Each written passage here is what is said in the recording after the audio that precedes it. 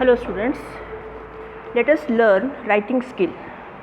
Today I will explain how to write a notice. First of all, you should know what is a notice. A notice is a written or printed announcement. It is generally written in a formal tone.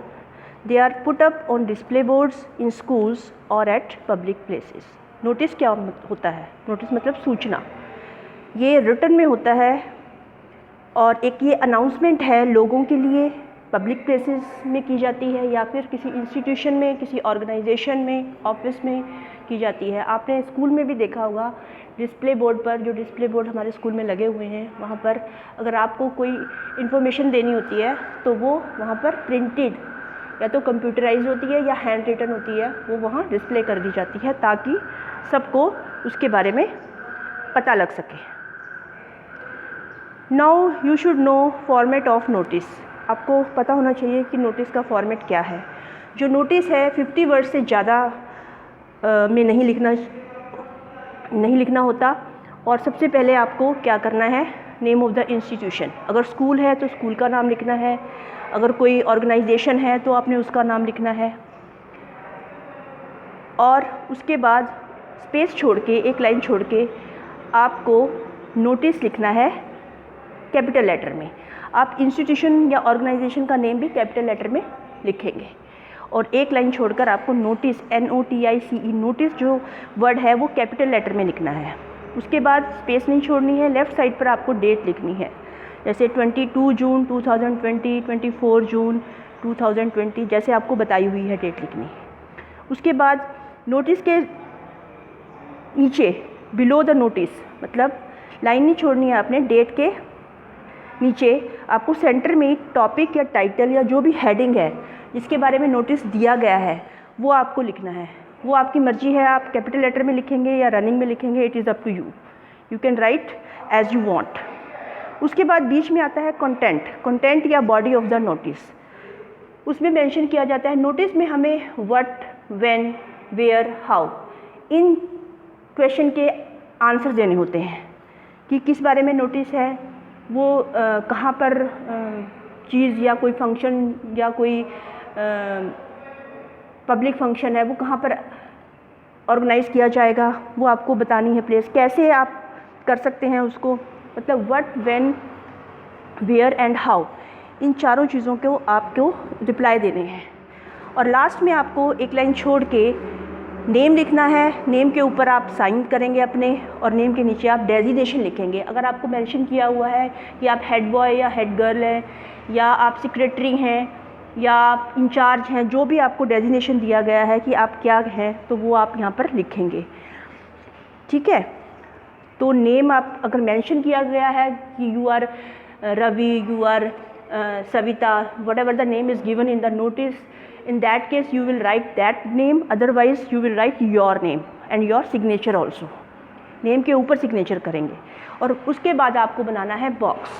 या तो आप पहले box बना लीजिए, box बना के notice लिख लीजिए, या बाद में बॉक्स बना लीजिए. बॉक्स बनाना बहुत ज़रूरी है. और आपका जो नोटिस है 50 वर्ड से एक्सेस नहीं होना चाहिए. Now let us take an example. Your school is organising a fete to collect funds for charity. Only school students are eligible to put up stalls. As head boy, head girl of AR Public School, draft a notice in not more than 50 words to be put up announcing sale of stalls, giving all other necessary details. तो यहाँ पर notice है कि fund collect करने के लिए, charity के लिए फ़ंड कलेक्ट किया जा रहा है. और एक पब्लिक फंक्शन, फेट का मतलब होता है पब्लिक फंक्शन, एक पब्लिक फंक्शन ऑर्गेनाइज किया जा रहा है. फेट का मतलब इनवाइट करना भी होता है. ओनली स्कूल, जो स्कूल के स्टूडेंट्स हैं वही वहाँ पर अपने स्टॉल लगा सकते हैं. तो आपको, आपका डेजिग्नेशन क्या है, आप ये हेड बॉय हैं या हेड गर्ल हैं. If you are a boy then you will write head boy in the place of designation. If you are a girl you will write head girl in the place of designation. और institution का नाम देखिए दिया हुआ है AR public school, और दिया हुआ है स्पेशली कि 50 वर्ड से ज़्यादा नोटिस नहीं होना चाहिए. तो हम इसे कैसे लिखेंगे? सबसे पहले हम इंस्टीट्यूशन का नाम लिखेंगे AR public school in capital letters. After that you will leave one line and write down the word notice in capital letter again. Again left hand side date, and again below the date you will write heading और title. Title क्या है? Fate for charity. Charity के लिए public function है या charity के लिए आपको इनवाइट किया जा रहा है कि आप आकर डोनेट करें.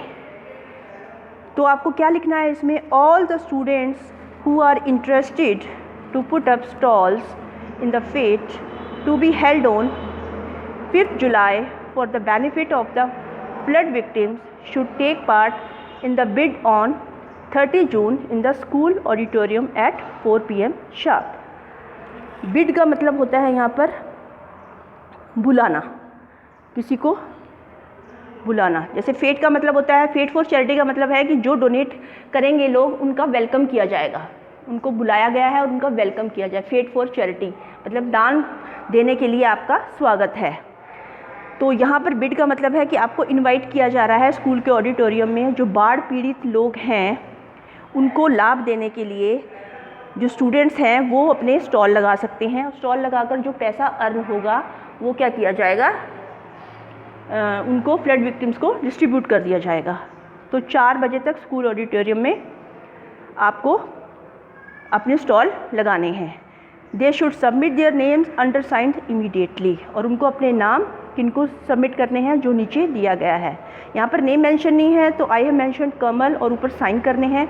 और कमल ये गर्ल भी हो सकती है, बॉय भी हो सकता है. कमल प्रीत, ओनली कमल, हेड गर्ल और हेड बॉय ब्रैकेट में आप मेंशन कर देंगे. ठीक है. तो ये है नोटिस. आपको नोटिस और आपको बॉक्स बनाना है उसके बाद. और ये नोटिस आप अपनी नोटबुक में लिख सकते हैं. जो क्वेश्चन है उसको आप ब्लैक पेन से लिखेंगे और जो नोटिस है उसको ब्लू पेन से लिखेंगे. और बॉक्स आप पेंसिल से ड्रॉ कीजिए. जो बॉक्स बनाएंगे वो आप पेंसिल से ड्रॉ कीजिए. यहाँ पर जो मेन वर्ड्स आए हैं फेट एंड बिड, जो कि न्यू वर्ड्स हैं. फेट का मतलब होता है किसी चीज़ के लिए किसी को बुलाकर उसका स्वागत करना, और बिड का मतलब होता है इनवाइट करना. ठीक है. तो this is all about your notice. कल हम एक और नया नोटिस लेंगे जिससे आपको ये अच्छे से क्लियर हो जाए. Thank you.